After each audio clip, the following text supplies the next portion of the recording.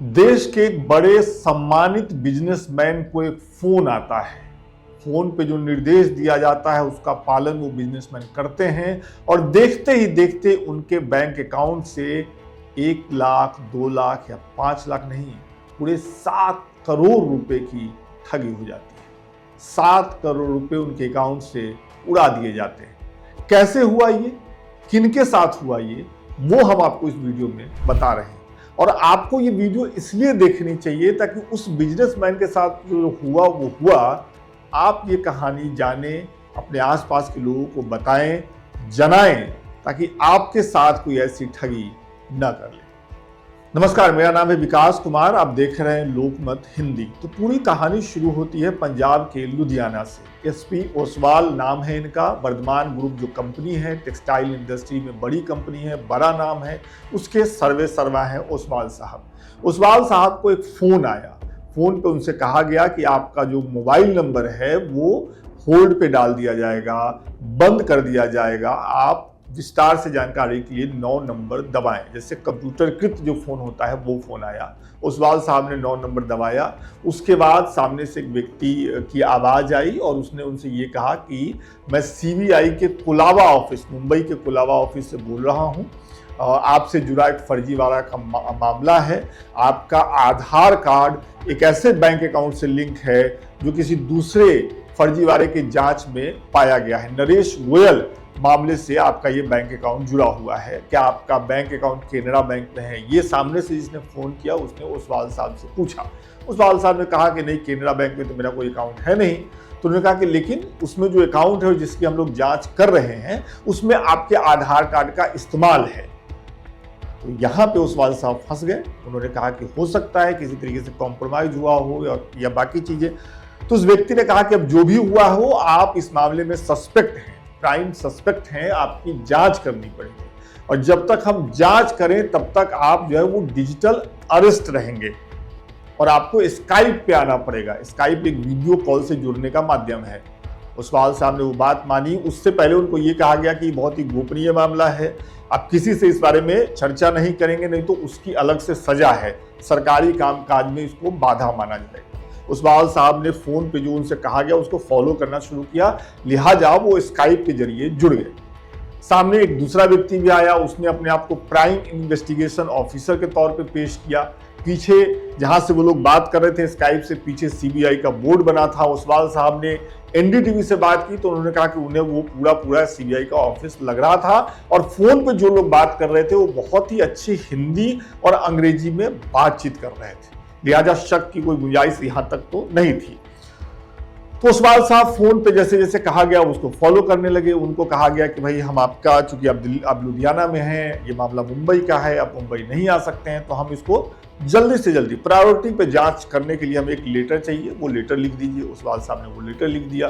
कहा गया कि हम 2 घंटे बाद आपसे मिलेंगे, तब तक आप अपना स्काइप ऑन रखिए, आप अरेस्ट पे हैं इसलिए आप कहीं भी जाएंगे हमें बता के जाएंगे, आपका स्काइप हमेशा चलते रहना चाहिए, आपकी तस्वीर हमें हमेशा मिलती रहनी चाहिए।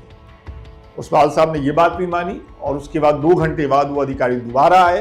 उन्होंने कहा कि अब आपका मामला सुप्रीम कोर्ट में चलेगा। हमने सुप्रीम कोर्ट में अर्जेंट हियरिंग के लिए लेटर लिख दिया है, कल 11 बजे आपकी सुनवाई होगी सुप्रीम कोर्ट में। दिन खत्म हुआ। अगले दिन फिर ओसवाल साहब स्काइप पे थे। वो व्यक्ति जो उनसे फोन पे बातचीत कर रहा था वो स्काइप पे था। उसने उनको बताया कि सुनवाई पूरी हो गई है और आपका मामला इतनी जल्दी खत्म नहीं होगा, आपको पेनाल्टी देनी पड़ेगी। और ये रहा ऑर्डर की कॉपी। ओसवाल साहब के व्हाट्सएप पे सुप्रीम कोर्ट के ऑर्डर की कॉपी भेजी गई, जिसको देख करके ओसवाल साहब को ये भरोसा हो गया कि ये हूबहू सही कॉपी है। और उसके बाद खेल शुरू हुआ पैसा भेजने का। ओसवाल साहब से ये कहा गया कि एक बैंक अकाउंट में आप किस्तों में पैसा भेजिए ताकि आपकी संपत्ति कुर्क न हो। और स्काइप पे कॉल के दौरान उन्होंने सुना था सो कॉल्ड जज को कहते हुए कि अगर ये नहीं मानते तो इनकी संपत्ति कुर्क कर ली जाए। कुल मिलाकर ये पूरा ड्रामा रचा गया और समझिए आपकी कंपनी का मालिक जो इतना बड़ा एम्पायर चला रहा है वो इसमें फंसता चला गया और एक एक करके किस्तों में उन्होंने 7 करोड़ रुपए ट्रांसफर कर दिए। पैसे भेजने के बाद ओसवाल साहब को यह लगा कि वो ठगी के शिकार हो गए हैं, उन्हें ठग लिया गया है। लिहाजा वो लुधियाना पुलिस के पास पहुंचे। लुधियाना पुलिस ने, चूंकि मामला बहुत हाई प्रोफाइल था, बहुत ही जल्दीबाजी में इसको देखा। के लिए छापेमारी शुरू हुई तो पता है ये चला कि इस मामले में जो गिरोह है वो अंतर्राज्यीय है।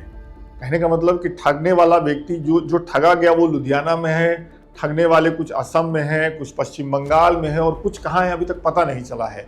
पुलिस इसके पीछे है, आरोपियों को पकड़ने की कोशिश की जा रही है, लेकिन जल्दीबाजी में चूंकि कार्रवाई शुरू हुई इसलिए 7 करोड़ में से 5 करोड़ जो है वो रुपए मुहैया पुलिस ने बरामद कर लिए हैं और वो ओसवाल साहब के अकाउंट में चले गए। तो ऐसा बताया जा रहा है कि साइबर ठगी के मामले में ये अब तक की सबसे बड़ी रकम है जो पुलिस ने बरामद की है और ठगों से बरामद की है। तो कुल मिलाकर के ये जो मामला है इसको अगर आपने देखा सुना तो 2-3 चीजें साफ हैं। साइबर ठगी की वजह हम सब हैं। अगर आपने ये मामला, अगर ये किस्सा ध्यान से सुना हो तो इसमें हमारे लिए नोट करने वाली बात क्या है, वो ये है कि साइबर ठगी आज की सच्चाई है। हम जब ये बात कर रहे हैं, मैं आपको जब ये कहानी सुना रहा हूं तो हो सकता है कि साइबर ठग की दुनिया में जो लोग होंगे वो कुछ नई तरकीबें खोज रहे होंगे। सबसे पहले मामला शुरू हुआ था OTP मांगने से, धीरे धीरे लोग समझ गए, इसको लेकर के जागरूकता फैली। फिर दूसरे मामले आए, OLX से सामान खरीदने का झांसा दिया जाने लगा। बिहार, यूपी जैसे राज्यों में टावर लगवाने का झांसा दिया जाने लगा, है ना। इसी के साथ कई अलग अलग तरह के झांसे दिए जाने लगे। अब जो नया चल रहा है वो है डिजिटल अरेस्ट का।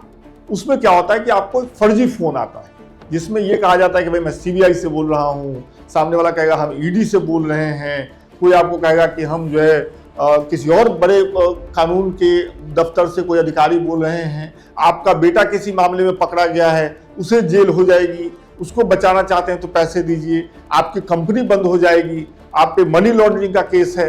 तो ये इस तरीके के मामले होते हैं। उसमें जिसको ठगा जाता है उसका पैसा तो लिया ही जाता है, साथ ही में उसको डिजिटल अरेस्ट कर लिया जाता है, उसको एक तरीके से डिजिटली अपने गिरफ्त में ले लिया जाता है और तब तक नहीं छोड़ा जाता जब तक वो पैसे नहीं दे देता है।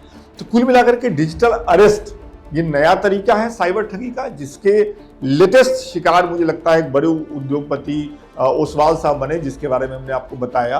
और ये इसलिए बताया, ये कहानी इसलिए बताई लोकमत के दर्शकों को, मुझे लगा कि इसलिए बतानी चाहिए क्योंकि बहुत मेहनत से पैसा कमाते हैं सब लोग। हम जितना भी कमा पाते हैं, जो भी हमारे पास है, बहुत मेहनत से कमाते हैं। तो ऐसे किसी भी मामले में फंस के, अगर मान लीजिए कि आपको कोई कहता है कि आपका बेटा थाने में है, पैसा भेज दीजिए, नहीं भेजना है, पहले तस्दीक तो करिए आपका बेटा कहाँ है। अगर कोई कहता है आप छोटी मोटी कंपनी चलाते हैं, बड़ी कंपनी चलाते हैं कि भाई आपकी कंपनी बंद हो जाएगी, फ्रॉड का मामला है, पहले वो चेक करिए।